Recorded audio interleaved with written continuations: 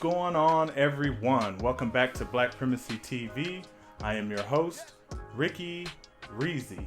And today we're going to kick off the first ever episode of the Black Success Chronicles. 1 year ago today, I started this channel with the intention to inspire and influence those in the Black community to chase their dreams.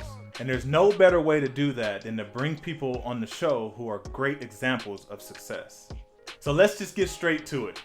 I would like to introduce you all to one of the most inspirational women that I know, who just so happens to be my mother, but we'll call her Momma ReeezY. Thank you, Rick. I'm so excited to be here today, and this is a really important conversation that needs to be had, so I'm very happy to be here. No problem. All right, so before we even get started, let me give you a little something here that I picked up this morning. It was top shelf from Walmart, but top shelf nevertheless. I'm gonna have me some tequila.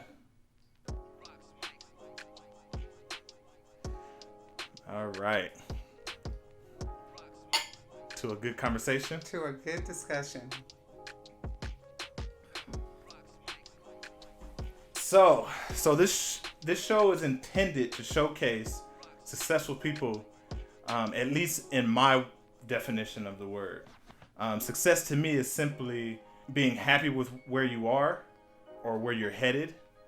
But it's not necessarily about the money, though that does help. But it's more about the feeling of being fulfilled in what you are doing or what you're trying to do. So, what does success mean to you? Well, it's funny, our definitions are closely aligned. So, as I get towards the end of my career, I measure success really by the impact that you have on others. So, particularly in a leadership role, it's about the legacy that you leave and how you leave others feeling, how you develop others. I don't measure success with money or things.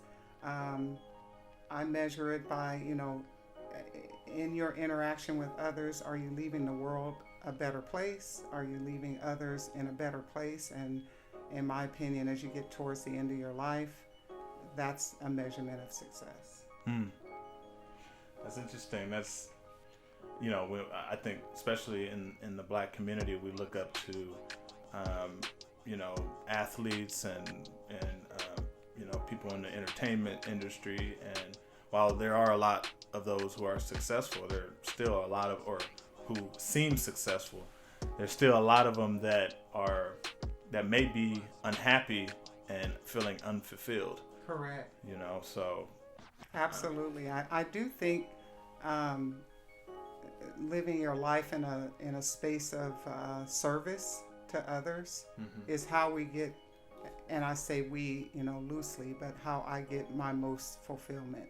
And as we talk a little more today, you'll understand that most of what I do is around service. It's not about me, it's about others, and at the end of the day, that's what makes me happy. So being selfless, more. Absolutely. And with that comes the financial gain.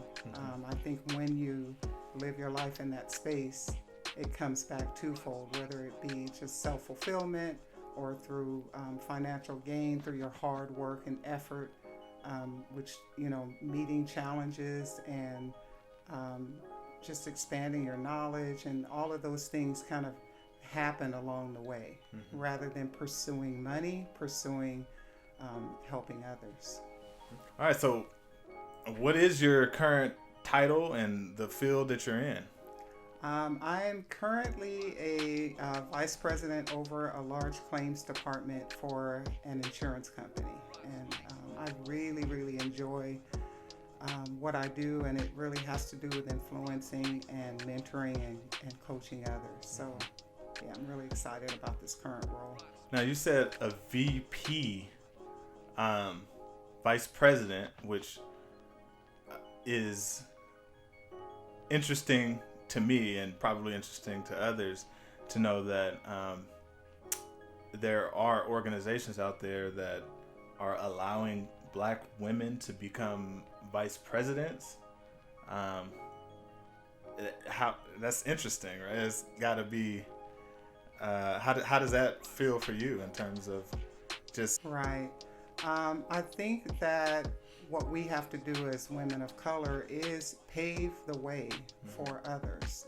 Role model, be a good example for what a good, strong leader and a woman of color looks like.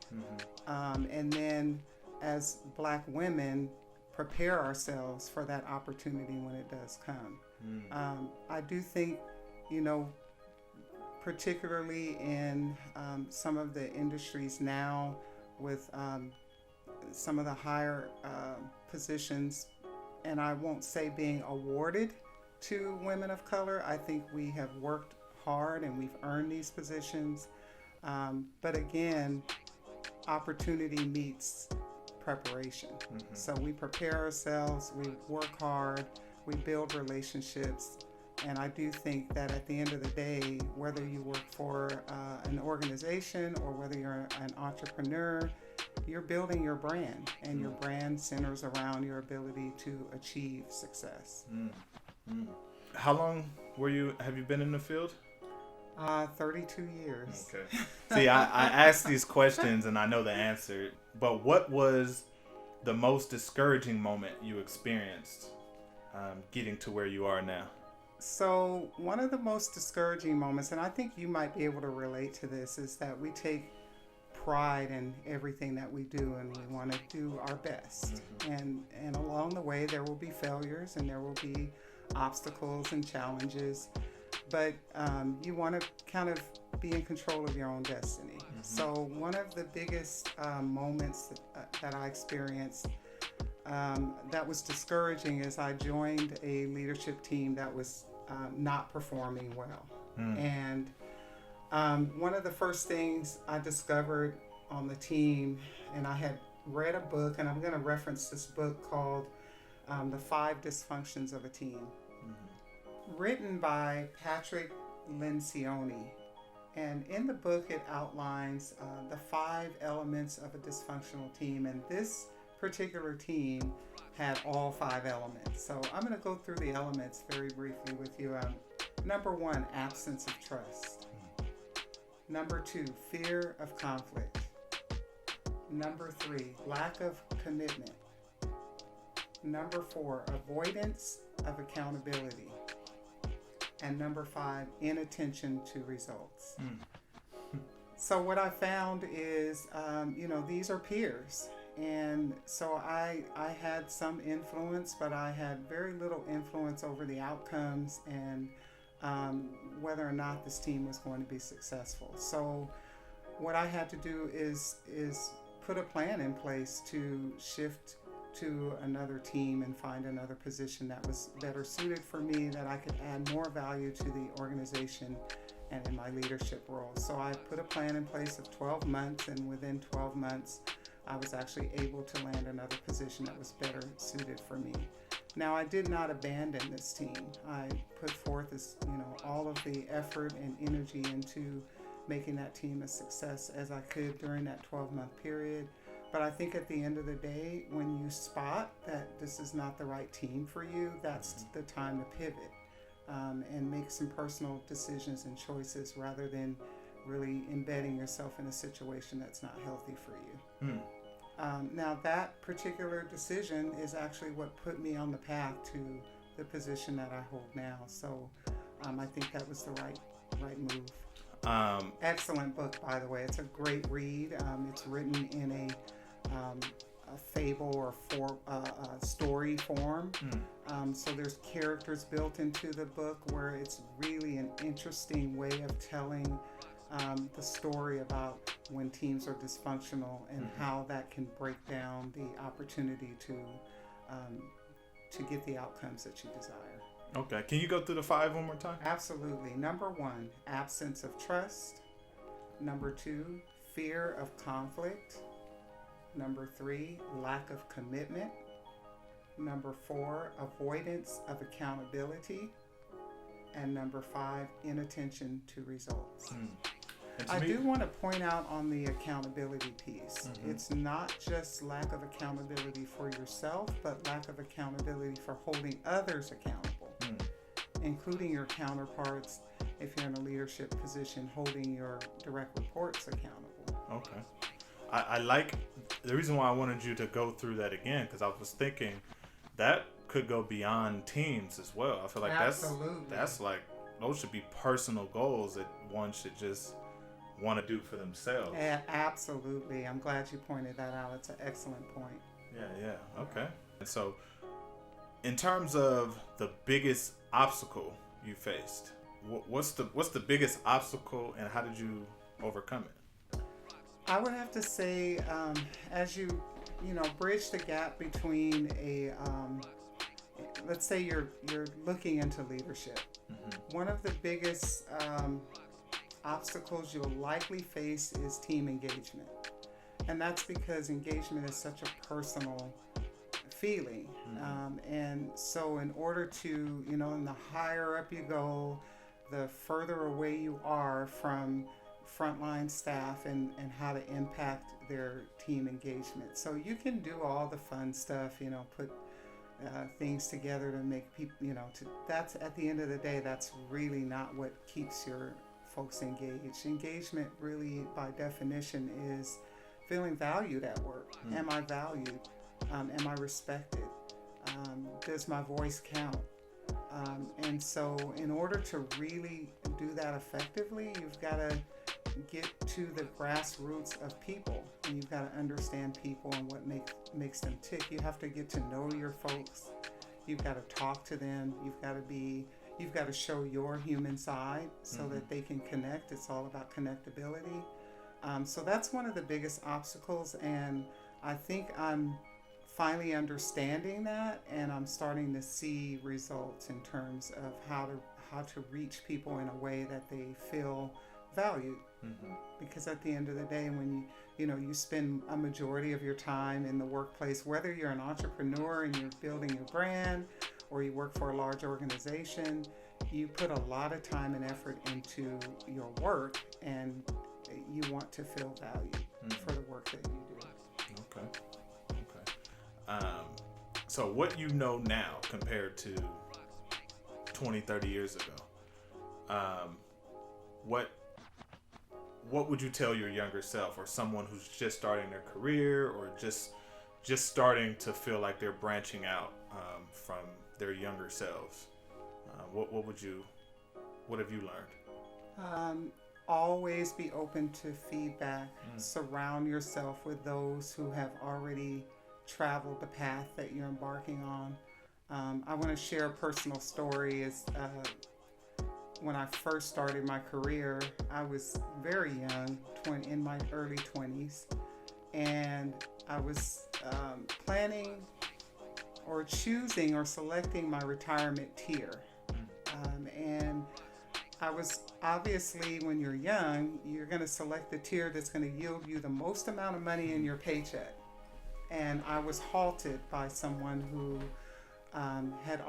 was kind of where I am now in my career, almost retired and towards the end of her career, and knew that would have been the wrong move for me. And she stopped me in my tracks and said, "You'll thank me 30 years from now for taking you by the hand and telling you which tier to choose." So what I would tell the younger folks is, as you're navigating, making decisions about your future, think with the end in mind. How do I want to live my retirement years? And how do I go about setting forth or making the right decisions to do that now that I'm young? Because you'll never feel the difference between, $50 a month and $0 a month. So set yourself up for success. Had it not been for that mentor, I likely would not be where I am now, ready to, retire in a pretty good place. It's not. I don't think it's just mentor. I think it's also your willingness and ability to listen to someone who's trying to guide you. A lot of the times, you know, especially when we're younger, we can think we know it all. Exactly. And you know, so seeking understanding, I think, is very important, and then being open to listening to people. Absolutely. People are giving you the gems. Free advice. Free And coming from a great place. Like Yes. the intention behind their advice is, look, I've already traveled this road. I can actually prevent you from running into some financial obstacles down the road. Listen, you know, really be open to feedback and those who have already traveled the road. I really think that's important. Interesting. Yeah. Okay. All right. So you spoke a lot about leadership. You've mentioned that several times already. That seems to be your thing. So what are your thoughts on leadership, and who would you say is a great example of a leader? You picked up on it. Leadership is my passion, and I think it comes in all forms. You don't necessarily have to particularly be in a leadership role to be a leader, whether it be in your community, in your family, in groups. And so I define strong leaders by having 3 specific attributes. One, confidence. There's a word, if you look it up in the dictionary, is gravitas, and it's a state, it's a being. It's when you walk in a room, one would define you as a leader without ever knowing who you are or what you do for a living. And to have, and I don't mean cockiness, you're better than other people. I just mean having that level of confidence that whether you make a mistake or you make the right decision, you make a decision. And you stand in your decision, and you're prepared for the outcome of whatever that decision is going to bring. Whether it brings about success or failure, you learn from it, you pick yourself up, and you role model what a good leader does. So confidence is number 1. Number 2, excellent communication. I think we've all along the way, whether you're young or you're towards the latter part of your career as I am, to have a leader that has effective communication and to be able to communicate their vision and goals, and to be able to do that in a way that it resonates with you, is what a good leader does. It's what a good leader role models, and it's what's necessary to be defined as a good leader. Number 3, empathy. I do believe strongly that you have to be in a situation where you're okay with showing some vulnerability. Let people see who you really are. Have the heart to say, this is a person, and I have empathy for you, and I'll go the extra mile to help those who are in need of help. I think with those 3 elements, that, in my opinion, defines a good leader. When I think of those 3 things, who comes to mind is Barack Obama. Watch him walk out on a stage, and he has the gravitas. He exudes the confidence needed, not cocky, but just that right level of confidence where you feel like he's leading you in the right direction. Excellent communicator. We all know where he's going and what his vision and goals are, and he does it in such a way that really gives you concrete examples of what excellent communication looks like. Empathy. We've seen him, show empathy. He's actually cried on stage at times, depending on the circumstances, and it didn't lead to us thinking he was a weak leader. It actually propelled him into being a strong leader. So that's who I would choose for that question. Wow, I think many people would agree, even the people who didn't vote for him or didn't like him for his views in terms of administration. But many people would agree that compared to other leaders, other people who have been in power, currently and before him, he just has that He that has thing about him, thing. you know. He does. Yes, he does. So it does make sense, you know. It actually, you know, now that we talking about it, it makes sense as to why he was president. Why, Absolutely. you know, because of that, because he was able to make people feel in an honest way. I believe that he had their best interests Absolutely at heart. Yeah. I got a question here for you that many people may have already experienced, may experience in the future, but divorce.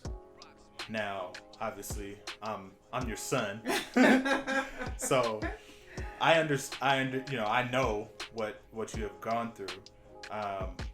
So obviously you have been through divorce.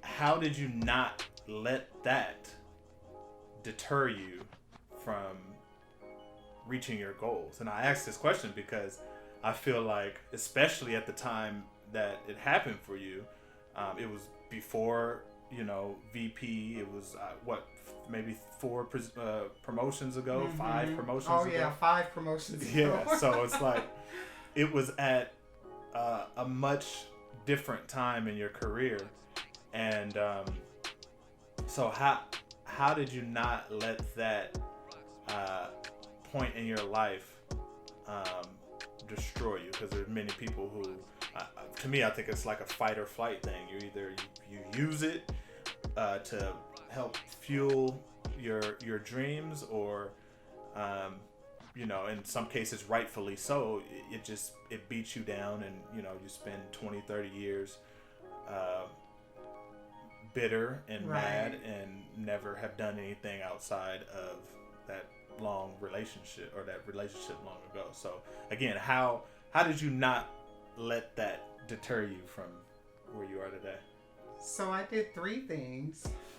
One was self-care, and I think that was just an innate ability within me to know that I have 2 little kids, you know, you and your sister, that is counting on me to hold it together, keep it together. And so that was always my intention, was to take care of myself so that I would be in a position to take care of the 2 of you. Okay. And when I say self-care, I mean physically and mentally taking care of myself. And we'll get into the exercise piece a little later, but making sure that my physical body and my mental state was taken care of at all times, so that I could make the best possible decisions despite the situation. Number 2, I wasn't in a leadership role at the time, so I thought it was very important that I talk to my manager and be transparent and say, look, I'm going through a divorce. I have 2 little ones. I'm commuting. I have daycare issues. I'm going to be here and I'm going to give it my all, but I think it's prudent that you know that I'm going through this, so that when and if I have to call off for whatever reason, you're aware of the situation. I think trying to contain that and not share that with your manager is probably a mistake, because it takes a lot of energy to keep things undercover. So, and number 3, I set very clear short-term, long-term goals. Very clear. So what I would do is, at the beginning of each year, I'd sit down and I wrote no more than 3 to 5 goals. And I found that when you put the pen to the paper and you write down a goal, you're more likely to attain those goals. So those goals really centered around, you know, in order for me to do better for my situation and my family, I must set a path for myself to essentially expand my ability to produce a bigger income. And in order to do that, I had to work hard, but it was well worth the outcome. self-care being number one, and then everything else kind of falls into place. Yeah. Okay. Well, you touched on the health, or the health and fitness. I wanted to discuss this. I guess this statistic that I've learned in school. I've read just on my own, and it's really just the correlation between fitness, so health and fitness, and success. And so there was a study done at the University of Georgia where they surveyed 1,300 executives who earn more than $100,000 a year, and this was back in 2007, so 14 years ago we're talking. And so I don't know what that would be, but I'm sure $100,000 is more now. So the study was done on these executives for $100,000 a year, where 75% of them said that physical fitness is critical to their career success at their level. And it wasn't just this. I got a friend who's in the financial industry. One day I'm gonna have him on the show as well. But I had told him, I said, because he does, he handles finance for people of all income levels. Mm-hmm. But I told him specifically, let me know what the rich people do. I'm curious as to their lifestyle. And this is one of the things that he said. He said, when he came back to me a few weeks later, he was like, you know what, I've noticed pretty much in every single person I've talked to that's got $1 million or more in their bank account is that they are focused on their health. And he told me that there was a guy, older white guy, who said the reason why, and he, they were just having a good, solid, friendly conversation, so there was no offense taken. But he said one of the reasons why he was going to make more money than someone who was African American and at his age level was because he was going to outlive him. That was one of the key factors. I mean, we all know that, there's race and wage differences and stuff like that. But he said, there is another reason. He said my family historically has lived to be in their 90s and over 100 years old. So he said I have an additional 20-25 years on someone who's my age, who's African American. Therefore, he was, I believe he was 55 years old. He said, I don't plan on retiring until I'm 80 years old because I know that I still will have 20 years to enjoy. So how are you able to fit it in? Because I also had a conversation where I said, I'm to the point now, I don't remember when my mom didn't work out. Like I just don't remember it. I can't grasp how you're able to be so consistent, and even through, the pandemic, being so consistent. Yes. I'm so glad you asked this question, because there's there's three passions in my life. That's you and your sister, leadership and service, and fitness.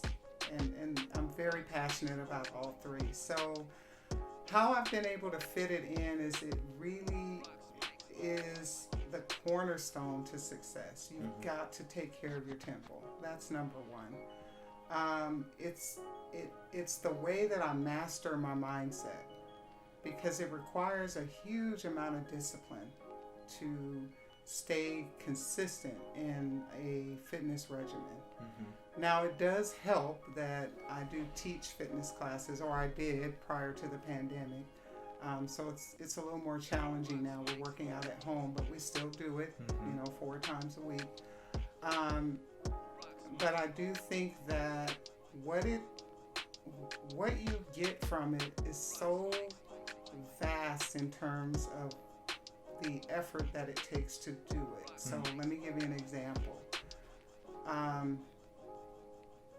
what it required me to do, I was commuting into Los Angeles. I had a 2-hour commute to work, and then I'm managing a very large team, and then a 2-hour commute home. And from that commute, I would put on my gym clothes and go to the gym and teach a class of 50. However, it re-energized me. It gave me mental sharpness. It allowed me the ability to have the energy to do all of the things that needed to be done the next day. So just the mental clarity, the ability to sleep better, feel better, have more energy, produce more, whether it be at home or at work. Everything that comes along with physical fitness is vastly larger than the effort needed to just, get out there and do it. I can't say it enough. I think it gives you the edge over your counterparts who go home and plop down on the couch. It just does. Yeah. If I miss 2-3 days of exercise and I'm required to really produce in the workplace, I have a much harder time than when I'm on top of my game exercising. I can't say it enough. It's just, and you're right. You don't remember a time that you didn't see me exercising on a consistent basis. And I think it really lends to the importance of, building that master of your mindset, being disciplined, and role modeling that for our young folks to continue that. All right. So this next question is actually one of my favorite questions, and I'll probably ask it to probably everybody that I bring on here, and that is the idea of college and education, and I call it an idea, right? Because there are many people who believe that college equals success. College is success. You must go to college to be successful. Have you gone to college? I have not had a formal college education. So to counter that, do you need college does college necessarily equal success? If you were to take my story, it would be no. However, I do believe that college candidates do have a clear advantage over those who don't have a college education. I do think it gives you the edge. However, I'm going to let you finish your question because I have more to add to that. This is an interesting question. No, I mean, I just, me knowing you, I know you have HR experience. Yes. And the reason why I wanted to ask you specifically is because I know you've hired, you've fired, you've written job descriptions, yes, job postings, and so I just wanted to know if you were to go back to 18 years old, yes, or fresh out of high school, knowing what you know today, would you go to college? Do you think that? Well, let's start with that. Would you go to college? I think I would. Mm-hmm. I think that knowing what I know today, I think perhaps it would have added value to personal satisfaction. Mm-hmm. Because this, in order to be a really solid candidate, regardless of whether you have a college degree or not, you have to be well-rounded. And what I mean by that is you have to have soft skills, which is the ability to get along with others, the ability to sense the tone in the room, to have self-awareness. All of those soft skills are necessary, and a college degree won't give you that. Right? Number two, you have to have the ability to put in the hard work. And you have to have a strong ability to build a network, because you can't move through an organization or become a successful entrepreneur without a network. Mm-hmm. So none of those things are a college degree will get you. Mm-hmm. So when I was in human resources, you're looking at the total candidate, not just, do they have a college degree? Now, if you have a college degree and you have those other things, you are going to have the edge over someone who does not. Doesn't, right. So yes, if I had it to do over again, I would likely, take that route. Take that route. Wow, I feel that there are many people, especially people who I know who are college graduates, who feel that, if you want to, let's put it in like terms of like going to war, like having a degree is walking into going to war with a gun, and not having a degree is going to a war with no gun. It's like, no, I don't believe that. I believe that, not having a degree is going into a war with one gun, and having a degree is going into a war with two guns. I totally agree with that. It's like, you can do it. Do you think that it would be harder for people today? Absolutely. Absolutely. I will say there were a lot of opportunities along the way. I want to say having the soft skills is a necessary component. Mm-hmm. It really is. You've got to understand the importance of building relationships. Mm-hmm. But those coming up now, I do think a college degree is absolutely necessary. Okay. It's a different world we live in now. It's a different environment, and when I'm looking at applications, it does give you an edge. So. But yeah, that is a topic that I will definitely be bringing up because I love hearing the different aspects of it. Like I said, a lot of people really feel that it is the key to success. I disagree with that. I don't think it's the key to success, but I do agree with you in terms of it being something that it adds to your arsenal. Absolutely. So why would you not, if you have the time and the money to do it, you absolutely should. Absolutely, particularly African American. Absolutely. And particularly African American men in particular. Yeah. So I just wanted to bring up this statistic between white men and black women. Mm-hmm. And so I found this statistic that said for every 100 men who are promoted to a manager, only 85 were women and 58 were black women. So there's a 42% gap between a white man being promoted and a black woman being promoted. What would you say that women of color, black, Latino, underrepresented women specifically can do to help change that statistic? And I want to note, I'm not saying that it is their fault to why it's like that, right. Why it is like that. So if there isn't anything that they can do, what do you think that needs to be changed, or what can they do to be like better sure that they're going to be part of that 58%? Got it. I think it first starts with the perception that let me start off with this. I'm going to back up. Having Kamala Harris as our vice president-elect is a good start, right? That's a really good start in the right direction.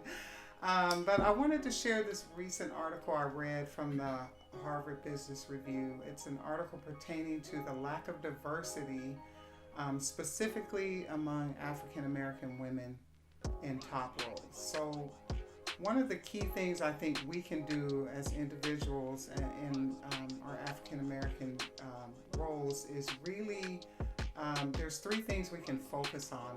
And number one is emotional intelligence. So, as we're navigating our roles and attempting to really bridge that gap, picking up on other reactions. And what I mean by that is,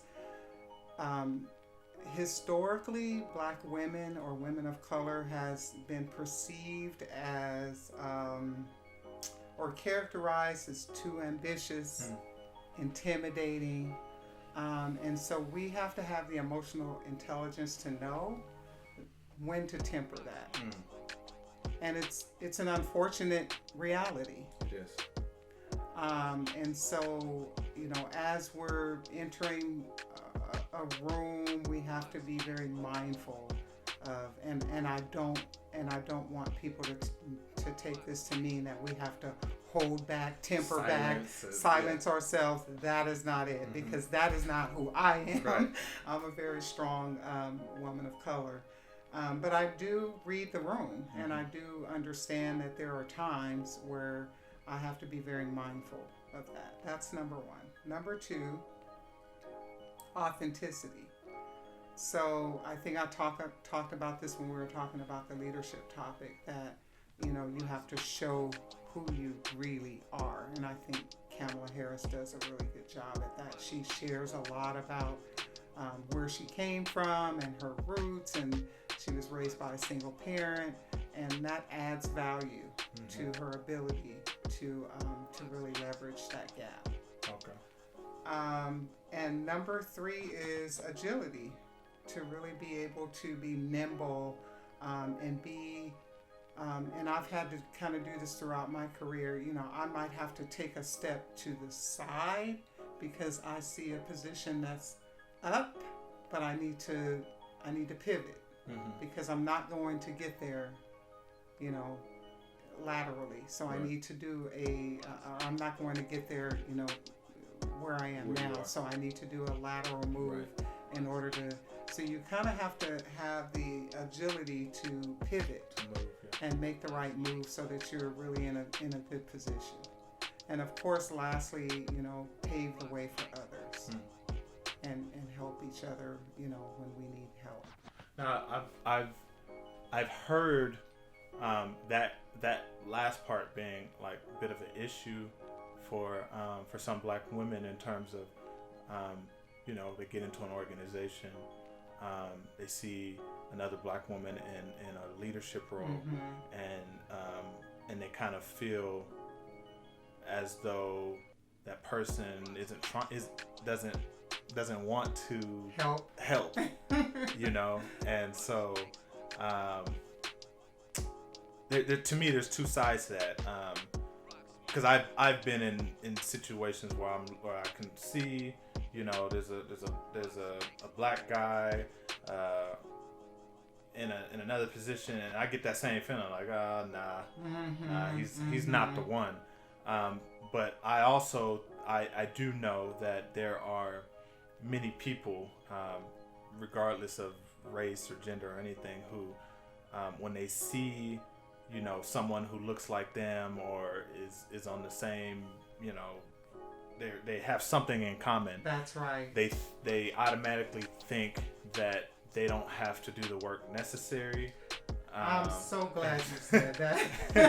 And so I think those are the two things that Yeah, it's a balancing act, right? Yeah. So that's where I think the authenticity comes in. Tell your story, so to speak. How did you get here?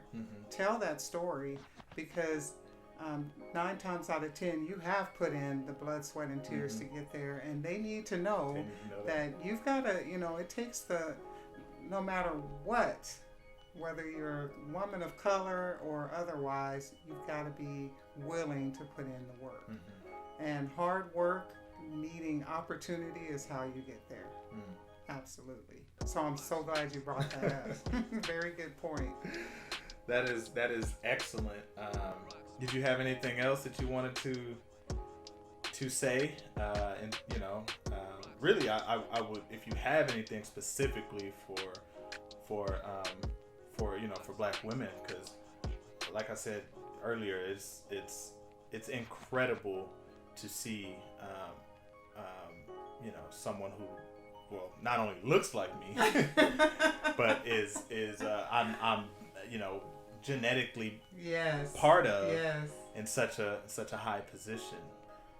I think where I want to leave this interview, for those who really can pull some nuggets from my experience and my story is, as you navigate, what you define. First of all, define what success is to you. Right. That's number one. Absolutely. Just chasing the almighty dollar to get your bank account as big as you can get it before you retire will not likely lead you to that point of happiness or self-fulfillment. Mm-hmm. But, find, what's your passion and how can you serve others, and how can you do that in a way where you're authentic and taking care of yourself and yielding being the best version of yourself, because at the end of the day, in my opinion, that's what makes not just a great leader, but in your community or at work, mm-hmm. but is when you can really be your true authentic self, whatever that is, and not comparing yourself to others, but really setting yourself up for success for what it means to you. Mm-hmm. But the very first thing you have to do is define what success means to you. That's why I'm so glad you had that question. Mm-hmm. Yeah, mm-hmm. It's a great question. Okay. Well, I want to thank you for being the first interview, or we'll call it a discussion, on the Black Success Chronicles. But I also wanted to thank you for raising me with the same mentality that has gotten you to where you are. Because now when I look at my future success, it's like it doesn't feel, well, it's never has felt impossible. It's never felt impossible to me. But having that basically that roadmap be one of my parents. Mm-hmm. Mm-hmm. And so. Thank you for having me. And can I just end on this note, because I have not pulled out the mama card I just want to say how proud I am of you. You've really developed into a very, very successful young man, and when I define success, I mean your ability to do everything that I've covered today, and then some. So sky's the limit. So thank you for having me. No problem. I want to thank you guys for watching. We have plans to do so much more on this channel in order to support the Black community. So I ask you guys to please like, comment, share, and subscribe. Stay tuned, and I'll see you next time.